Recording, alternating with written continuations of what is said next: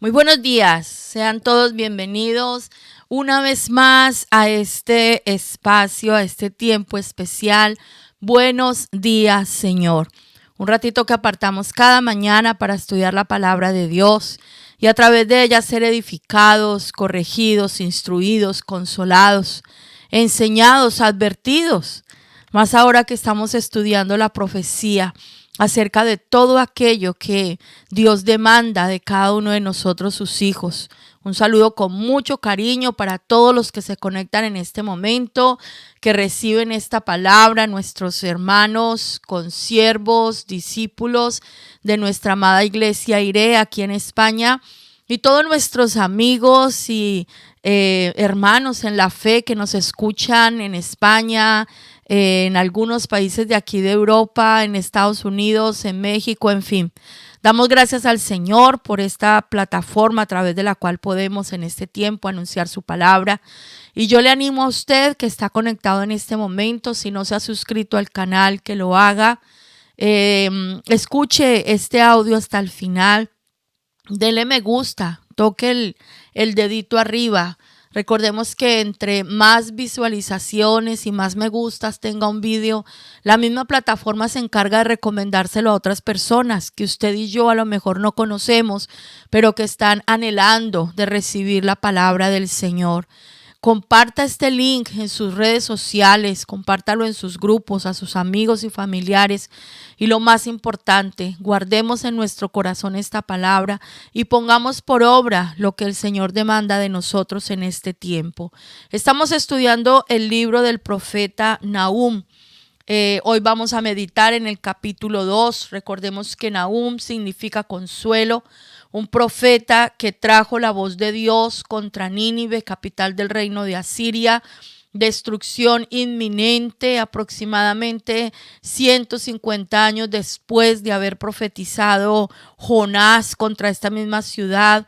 Cuando ellos en ese tiempo se arrepintieron, clamaron, Dios tuvo misericordia, los perdonó, pero fue un arrepentimiento del momento, fue una situación momentánea.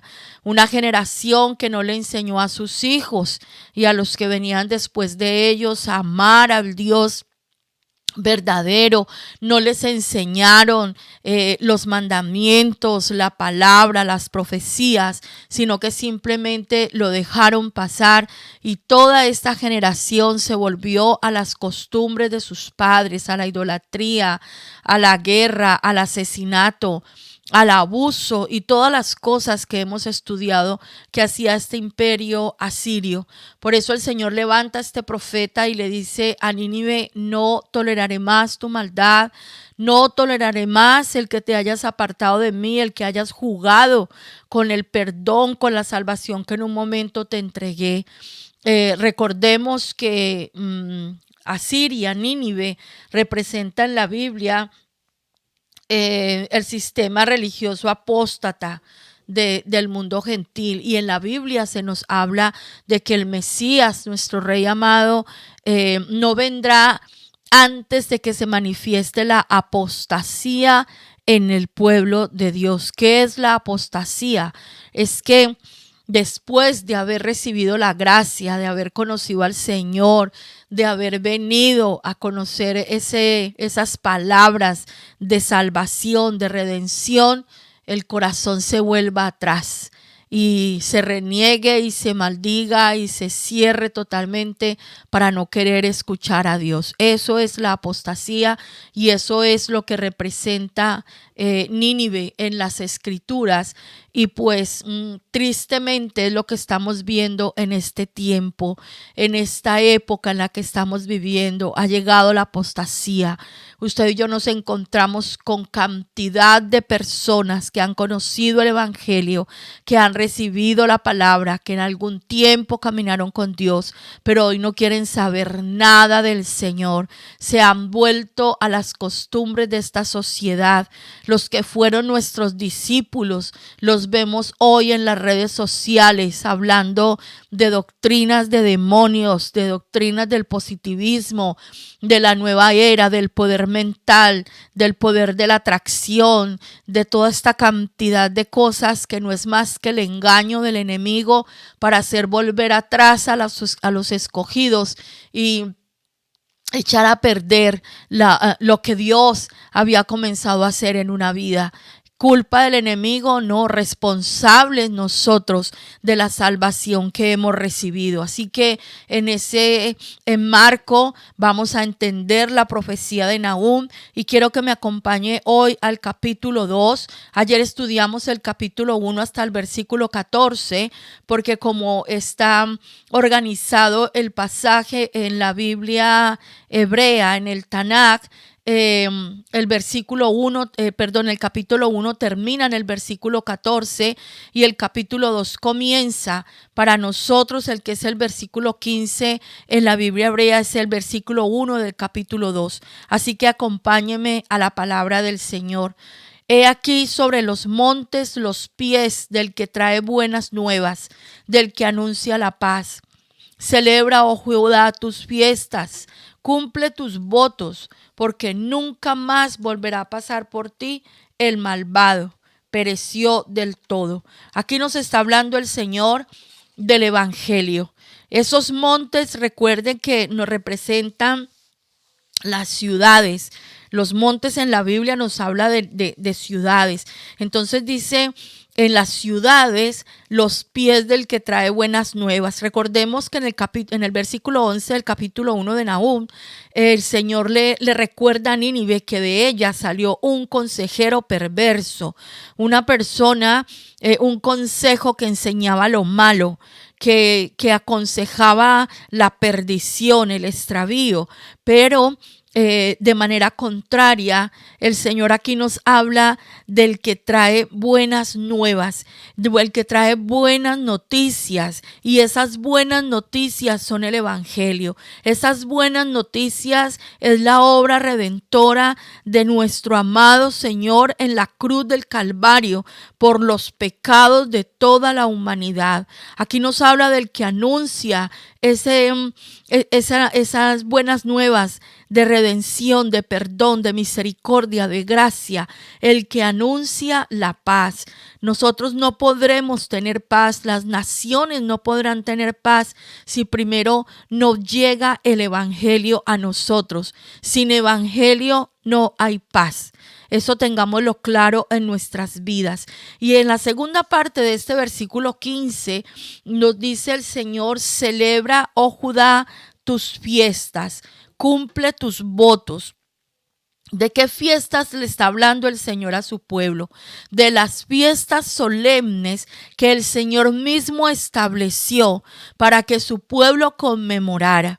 Y yo quiero que en esto usted preste mucha atención, porque a la mayoría de nosotros que hemos crecido en la iglesia evangélica por décadas, nuestras familias hemos estado dentro del evangelio, a nosotros se nos enseñó que el Antiguo Testamento ya no tenía ningún valor, sino que para nosotros lo que contaba era la gracia del Nuevo Testamento. Y eso llevó a que se nos dejara de enseñar una cantidad de cosas tan profundas, tan hermosas que están en estos libros del Antiguo Testamento, que apuntan a la obra redentora del Mesías. Recuerde que todo lo que está escrito en el Antiguo Testamento es sombra de lo que habría de venir. Nosotros no podemos entender la plenitud del Nuevo Testamento si no tenemos el conocimiento de lo que era el Antiguo Testamento. Muy difícil usted va a entender, por ejemplo, la obra redentora de Cristo, que nos es ilustrada de una manera espectacular en el libro de Hebreos, si usted no conoce los detalles y los pormenores del tabernáculo que levantó Moisés por instrucción divina. en el desierto, en la travesía que tuvo el pueblo por el desierto. Va a ser muy difícil entender la profundidad de este mensaje. Va a ser muy difícil entender la profundidad de la profecía si nosotros no tenemos claro las fiestas solemnes que el Señor mismo estableció en Levítico capítulo 23, porque esas son las fiestas que el Señor le mandó a su pueblo a conmemorar. Nosotros tristemente hemos pasado nuestra vida celebrando fiestas paganas, fiestas que nos enseñó Roma, fiestas que nos enseñó el catolicismo, fiestas que no fueron anuladas en la famosa reforma de aquellos siglos atrás, cuando se levantó Martín Lutero y sus compañeros, que rompieron con la iglesia católica. De allí viene la iglesia evangélica que usted y yo conocemos en este tiempo, esa iglesia reformada, pero hubo muchas cosas que se dejaron intactas por ese antisemitismo que se levantó en aquellos tiempos. Entonces aquí el Señor le está diciendo a su pueblo: celebra tus fiestas. ¿Cuáles fiestas? Las fiestas que conmemoran a la salvación, las fiestas que apuntan al Mesías, las fiestas que hablan de redención. ¿Y cuáles son esas fiestas? El día especial, el día, por decirlo así, el día santo de cada semana, el Shabbat, la Pascua, la fiesta de los panes sin levadura, la cuenta del Omer, la fiesta de las primicias, la fiesta de Shavuot, que es la fiesta de las semanas, lo que nosotros hemos conocido como el Pentecostés, la fiesta de conmemoración al son de trompetas, a Yom Teruah, que se celebra por allá en septiembre, octubre, la fiesta del Yom Kippur, que nos habla del día del perdón, del día de la redención, la fiesta de Sukkot, que nos habla de aquel tiempo milenial en el que el reino se establecerá y el Señor vendrá a habitar en medio de nosotros. Esas son las fiestas que nosotros debemos conmemorar. Y usted dirá: eso fue un mandamiento a Israel. Y yo le respondo lo que dice la Biblia.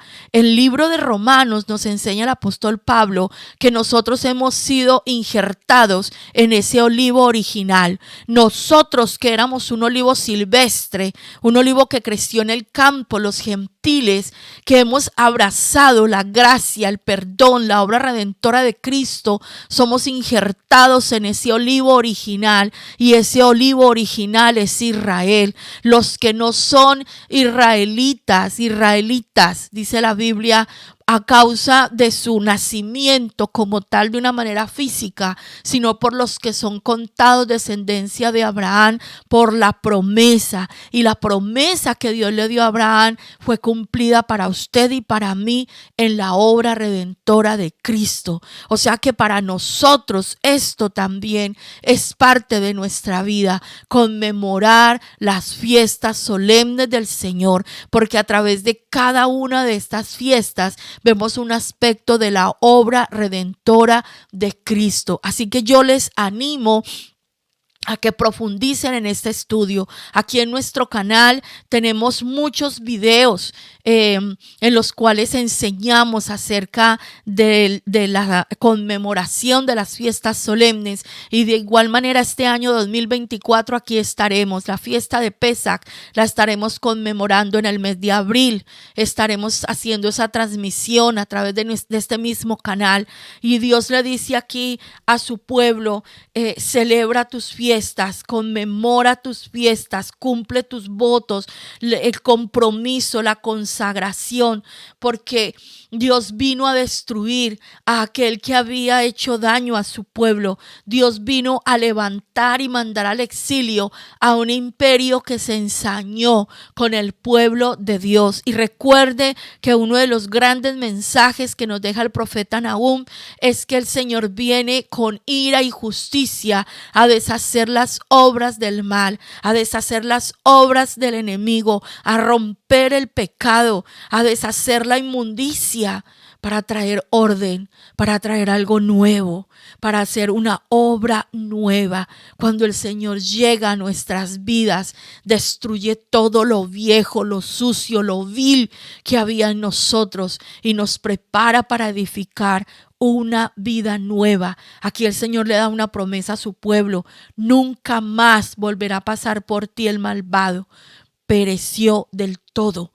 Es tiempo de liberación, es tiempo de libertad, es tiempo de que el pueblo de Dios deje de andar en tibiezas, comulgando con el pecado un día, dándose golpes de pecho al otro, y más bien tomar ese mismo carácter de Dios en el celo y el compromiso para abrazar su palabra y caminar en rectitud.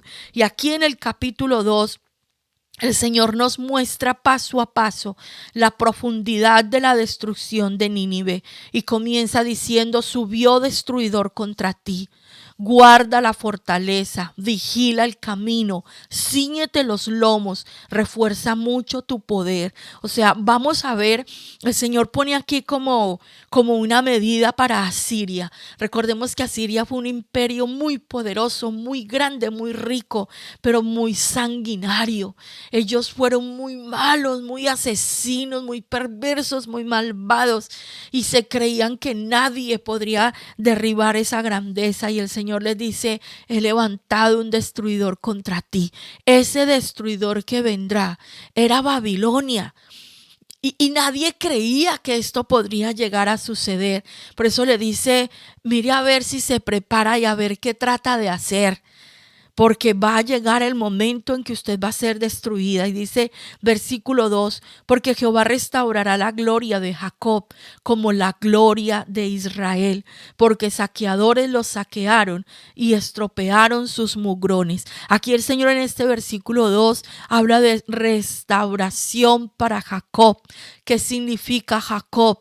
Jacob en hebreo significa el que persigue algo, el que va detrás de algo. Y recordemos que Jacob persiguió la bendición. Jacob sabía el valor de la primogenitura. Jacob sabía el valor, el poder de tener la bendición sobre su vida, algo que su hermano Esaú no valoró, algo que su hermano Esaú no amó, antes la menospreció en su corazón. Por eso fue Jacob el que recibió la bendición y fueron sus hijos los que formaron toda esta nación. Entonces aquí dice el Señor que Él va a restaurar a todo aquel que le busca, a todo aquel que persigue su palabra, a todo aquel que tiene ese deseo ferviente de vivir para el Señor, al que tiene pasión en su vida por el Señor, por su palabra, por el reino de Dios, por su voluntad que es perfecta. Entendemos entonces que la derrota de Asiria sería una gran victoria para Israel.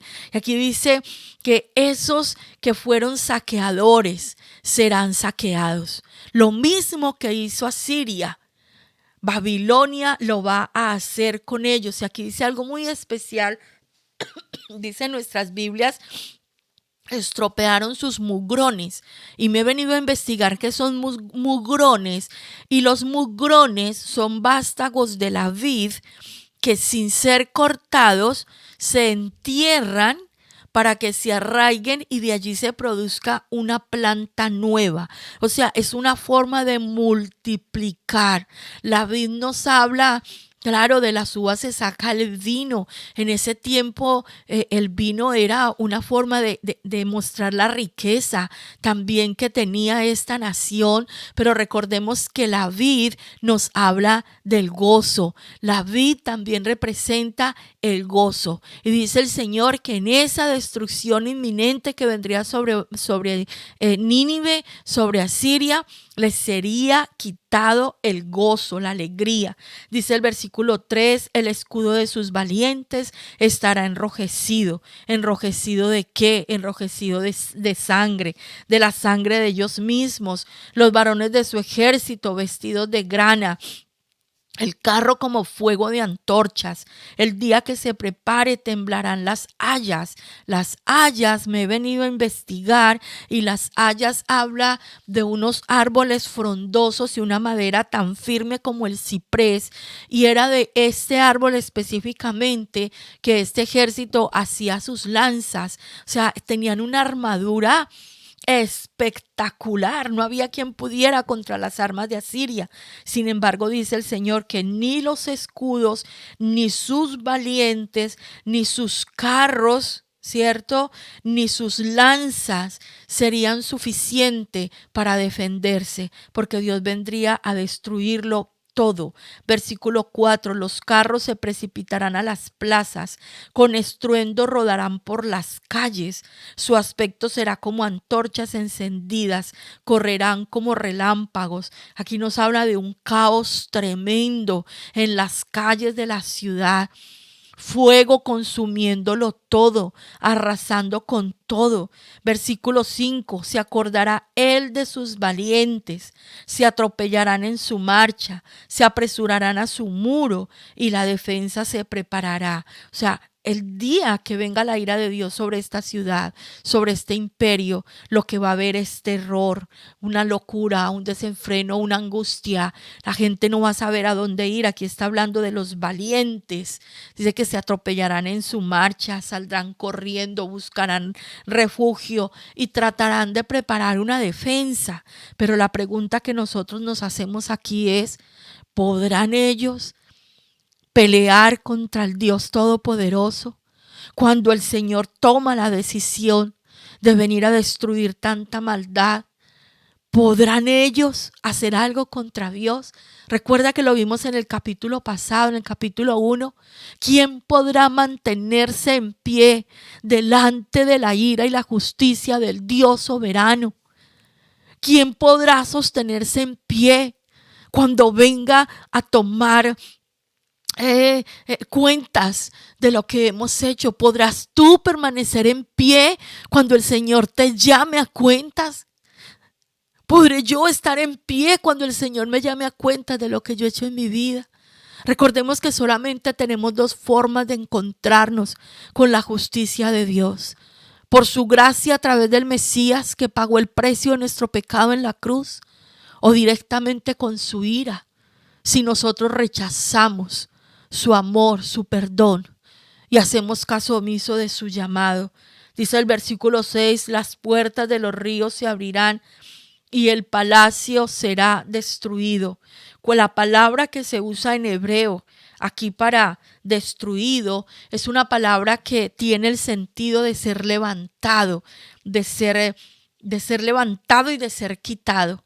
Y esto nos habla del exilio, o sea, ese palacio que representa el poder, el gobierno, todo eso sería levantado de ahí, eso sería quitado de ahí. Este imperio también sería mandado al exilio. Versículo 7, la reina será cautiva, mandarán que suba y sus criadas la llevarán gimiendo como palomas, golpeándose sus pechos. Recordemos que en la antigüedad, cuando el ejército de hombres salía a esas incursiones y a estas conquistas y ganaban esas batallas y se apoderaban de todas esas otras tierras, las mujeres salían cantando por las calles y eran las mujeres las que hacían esa fiesta celebrando a sus valientes. Pues aquí lo que el Señor les dice: ve, a esas mujeres que celebraban sus victorias, ahora van a salir huyendo. Cuando aquí dice que gimen como palomas, es como el sonido de la opresión, el sonido, el llanto, la angustia, el grito de estas mujeres proclamando, llorando la derrota, llorando su tristeza, llorando la muerte de sus valientes. Dice aquí es que se dan golpes de pecho. Imagínense en el nivel de angustia que iba a venir sobre esta ciudad. Versículo 8, fue Nínive de tiempo antiguo como estanque de aguas, pero ellos huyen y dicen: deteneos, deteneos, pero ninguno mira. en la forma en que está escrito, conjugado el verbo en el hebreo original, aquí está hablando de que Nínive será como esas aguas estancadas. No, no está hablando del pasado, sino de lo que vendrá, del cambio que va a haber. Esa Nínive que fue tan gloriosa va a ser como aguas estancadas. ¿Y cuáles son las características de las aguas estancadas? Están podridas, están malas, son veneno, no se pueden tomar, son despreciables. Ninguno de nosotros se acerca a beber de un agua estancada, huele mal, tiene bichos, tiene contaminación, nadie la quiere cerca, y en eso quedaría convertido Nínive. Cuando dice que todos salían huyendo y les decían deteneos, deteneos, pero ninguno mira, es porque es tanta la angustia, es tan inminente el castigo y la destrucción que no hay quien escuche, nadie hace nada. Cada uno simplemente busca su propia salvación. Cada uno, como decimos popularmente, sálvese quien pueda. Versículo 9, saquead plata, saquead oro. No hay fin de las riquezas y suntuosidad de toda clase de efectos codiciables. Vacía, agotada y desolada está. Y el corazón desfallecido, temblor de rodillas, dolor en las entrañas, rostros demudados. Toda la riqueza de Asiria sería quitada, todo sería destruido, lo que la hacía suntuosa, lo que la hacía hermosa, lo que la hacía deseable a los demás, todo lo que la gente admiraba y quería tener de ellos, todo eso sería destruido, toda esa gloria sería asunto del pasado. ¿Cómo dice el Señor que terminaría Nínive? Vacía, agotada, desolada, enferma, dice, con su corazón desfallecido. El temblor de las rodillas nos habla del miedo. Cuando veíamos a Scooby-Doo, los que somos más viejitos, no, mayores, que veíamos a Scooby-Doo, el perrito ese, y todos cuando les temblaban las rodillas en las tiras cómicas, nos mostraban el nivel de miedo que tenía el personaje, ¿verdad? Pues así nos dice el Señor, les temblarán las rodillas, les va a doler las entrañas, y en sus rostros se verá la palidez, el sufrimiento y el dolor. Que es de la guarida de los leones, dice el versículo 11, y de la majada de los cachorros de los leones, donde se recogía el león y la leona y los cachorros del león, y no había quien los espantase. Mire, el león representa siempre la fuerza, la autoridad, el dominio. Pues se nos dice que el león es el rey de la selva, ¿verdad? Y así era visto Nínive, así era visto este imperio como algo que era imposible que pudiera levantarse contra él. Y qué fuerte, porque el Señor dice, a ver, ¿a dónde están? Escondidos, ¿dónde están los cachorros? A ver, ¿dónde está el león tan fuerte? ¿Dónde están aquellos que no podían ser espantados? Dice el versículo 12, el león arrebata en abundancia para sus cachorros y ahogaba para sus leonas, llenaba de presa sus cavernas y de robo sus guaridas. O sea, ese león que arrebataba, que robaba, que mataba, que traía botín a su leona, a sus cachorros. ¿Qué pasó? O sea, nada de eso es suficiente para mantenerse en pie cuando el juicio de Dios viene. Y esto nos hace pensar en nosotros, en qué tenemos puesto nosotros nuestra confianza y nuestra esperanza, en nuestras riquezas, en la buena empresa que tenemos, en las posesiones materiales que tenemos, porque en casa todos trabajamos y vivimos muy bien. Usted sabe lo que se está tejiendo. Usted sabe lo que se está preparando. Estamos viviendo el fin de los tiempos. Y hay una consigna en esa famosa agenda que se está desarrollando en esta década. No tendrás nada y serás feliz. Se nos habla siempre de un gran reseteo. Viene un reseteo, el sistema se va a caer, viene el gran reseteo. ¿Usted ya entendió qué es el gran reseteo? Que todo el dinerito que usted tiene ahí en su cuenta bancaria, de la noche a la mañana, porque así será, de la noche a la mañana, se va a convertir en moneda digital y usted no va a tener acceso a ella. Y ese control que ejercen los gobiernos de lo que podemos comprar, de lo que no podemos comprar, Los que vivimos aquí en Europa, le hablo a los que estamos aquí en Europa. Ustedes saben que hace 2 días en Bruselas se firmó y se aprobó la ley que supuestamente normaliza y protege los campos de los países miembros de la Comunidad Europea. ¿Sabía usted que la orden, la instrucción en esa ley es que ya no vamos a tener cultivos? O sea que comer zanahoria, remolacha, tomate y cebolla en poco tiempo será un lujo. Ni digamos de la carne, que ya es un delito comer carne de ternera, o esa religión de proteger el planeta del famoso cambio del clima. No son más que medidas de control y destrucción porque nos quieren poner a comer bichos, insectos. ¿Sabía usted de eso? No, la mayoría de la gente eso no lo sabe. La mayoría de la gente eso no lo entiende. Porque todo el mundo anda tan contento y tan contento con las cosas de esta tierra. Todo eso se va a acabar, mis amados. Todo eso se va a acabar.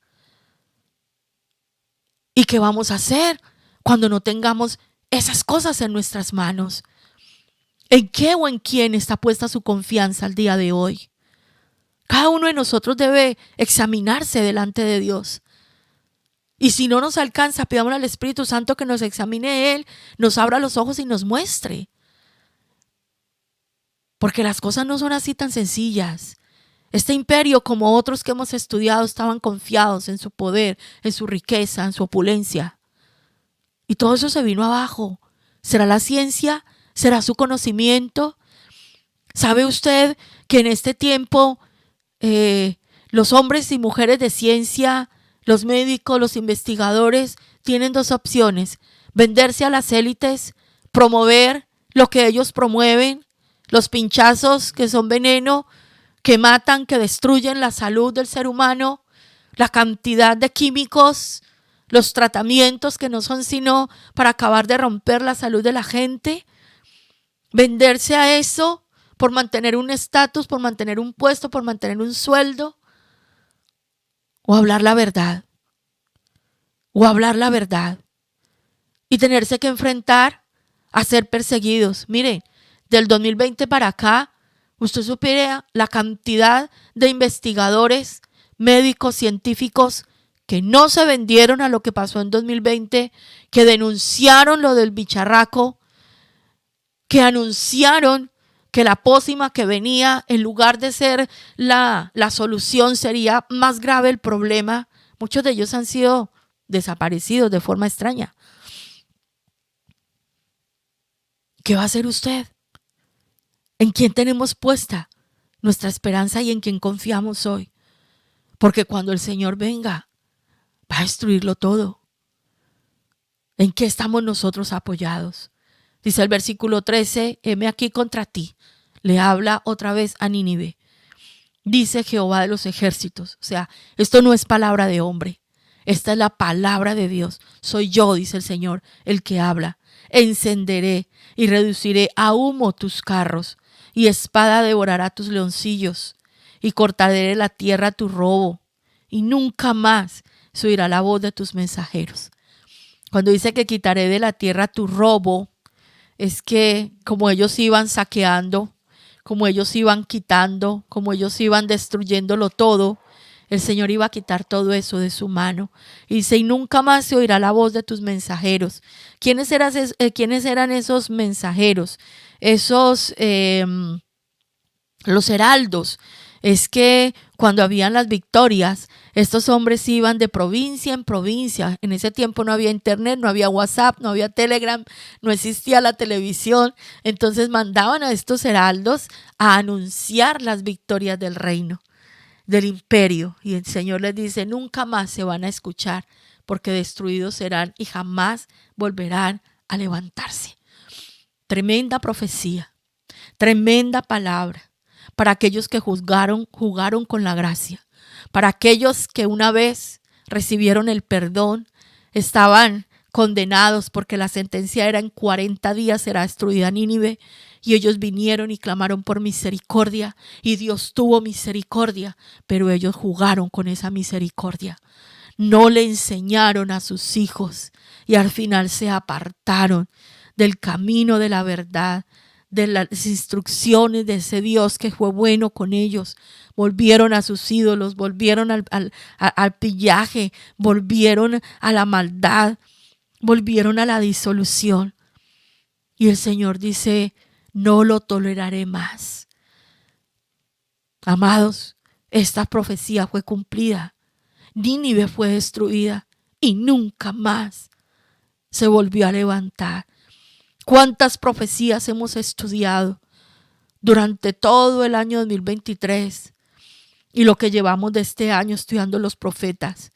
Y vemos cómo se cumplen las profecías.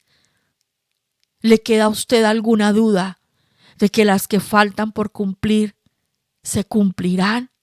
¿Duda usted de que el Señor regresará en gloria y ejecutará venganza, derramará la copa de su ira sobre la maldad de las naciones, sobre aquellos que han rechazado su palabra y que se han vuelto un estorbo para el cumplimiento de sus propósitos?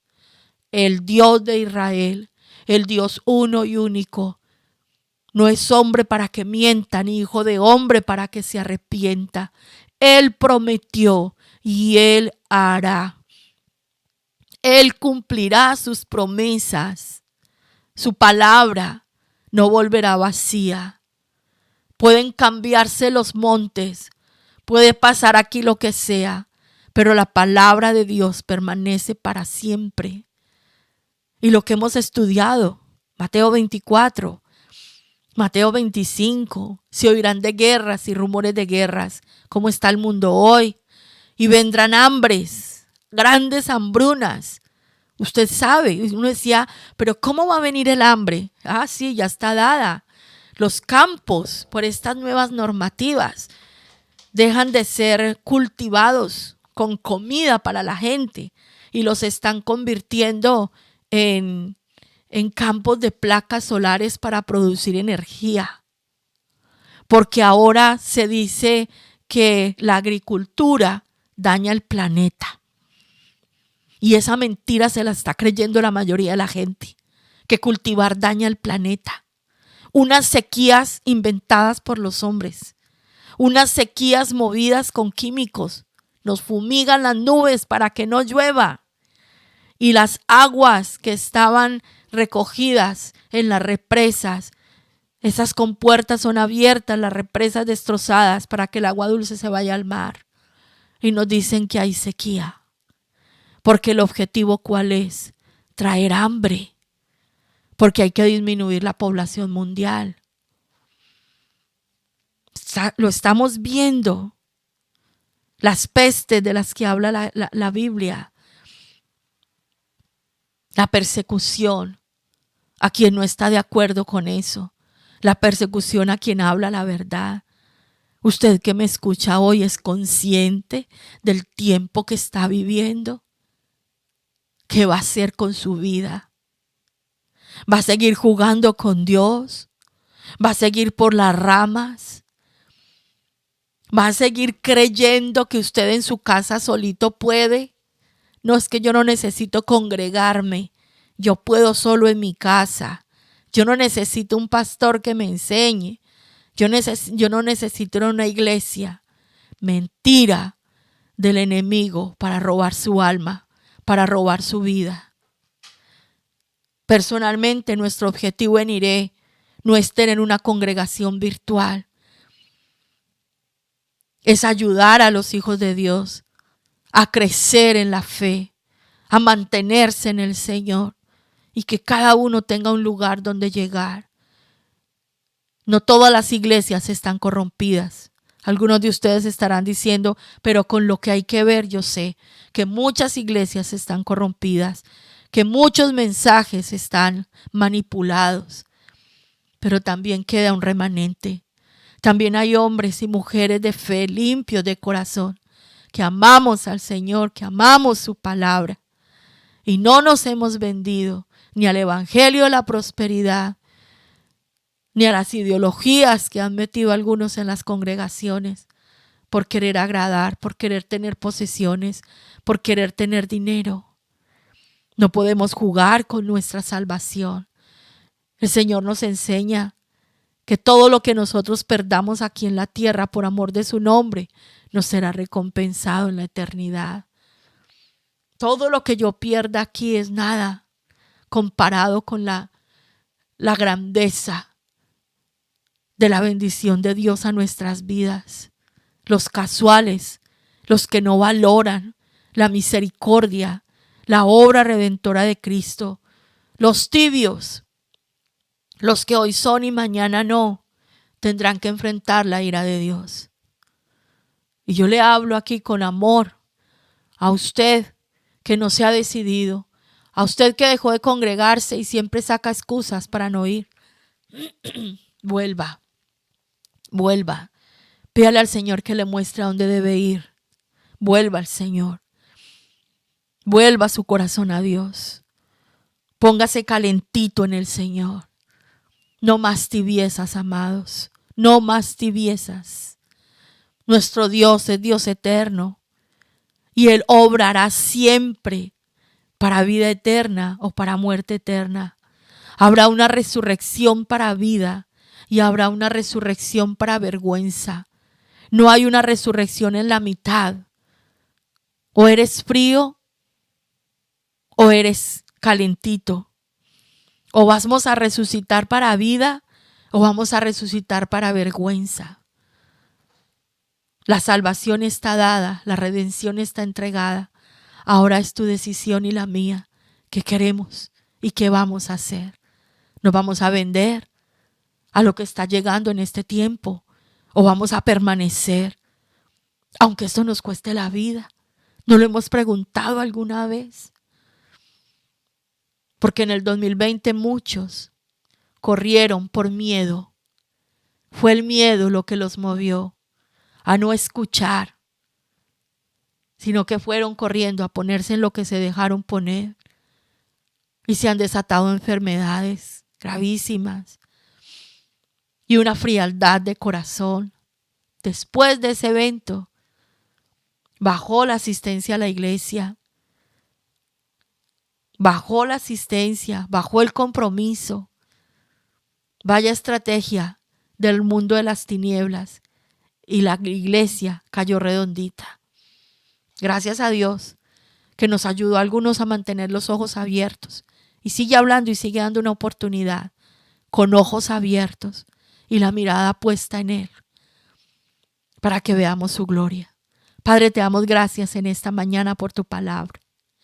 Gracias, Señor, que pudimos comenzar este mensaje con las buenas nuevas del Evangelio, con aquellas personas, Señor, que tú has levantado y que cada vez lo harás para anunciar las buenas nuevas de salvación.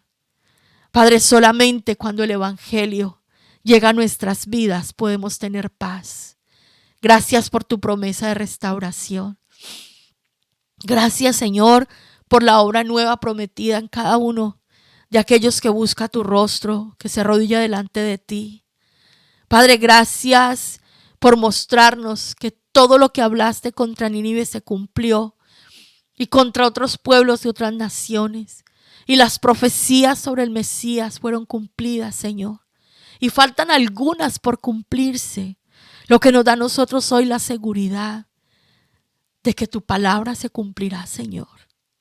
De que vendrá una gran destrucción para que sea restaurado, Señor, el orden que tú has establecido, Señor.